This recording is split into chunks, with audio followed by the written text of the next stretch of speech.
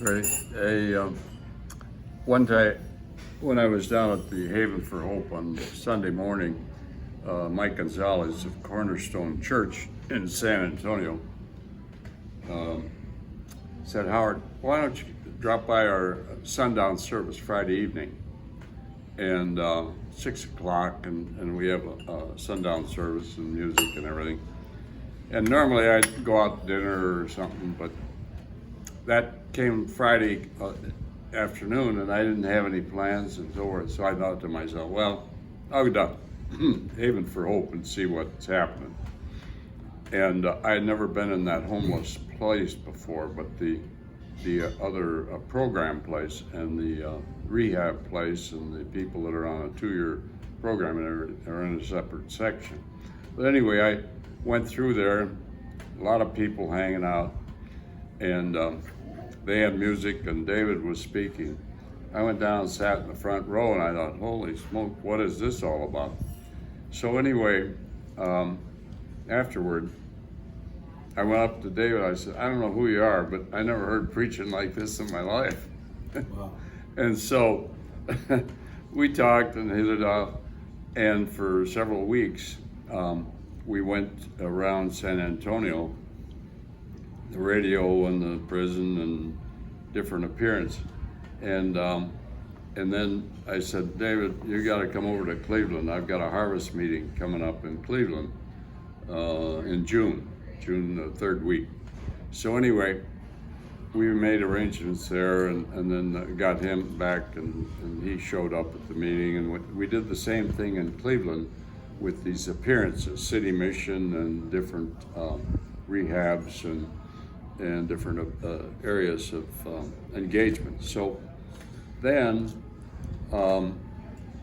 that worked out for a month, and we extended this airline return about 3 or 4 times, and the guy that picked up the ticket said, I've had it with this return thing.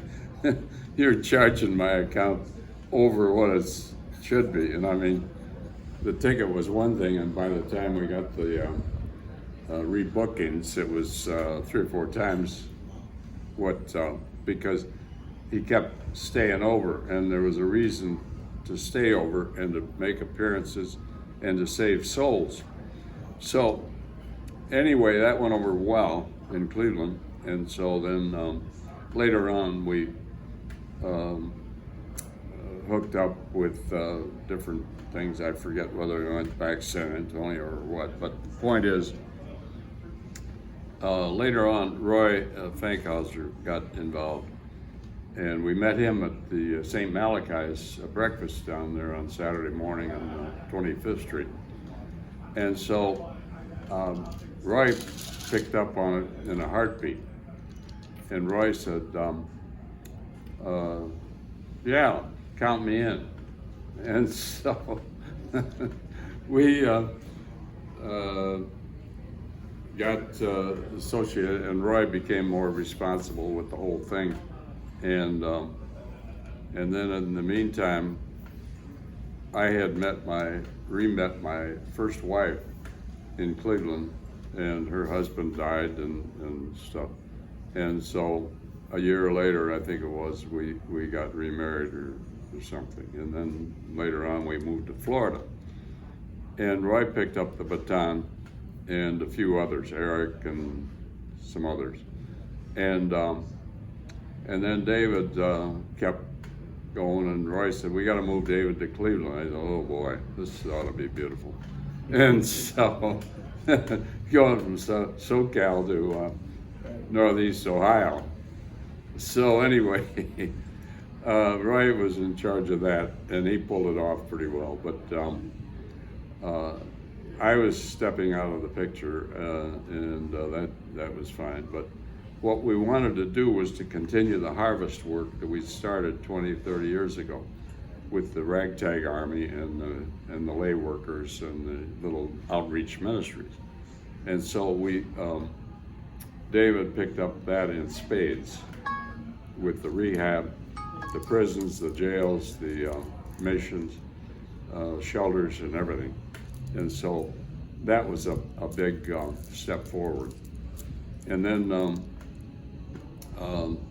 he moved lock, stock, and barrel to Cleveland and took to the whole thing like a duck to water. And from there on, it just kept moving. And whether it was the coronavirus or whatever, it didn't seem to bother all that much. He's worked with interdenominational churches, Catholics, Jewish. Recently, he just had a booking with third and fourth grade elementary school children and rehabs and different places like that. And then he's gotten some of the churches working together, which is not all that easy, as you might know.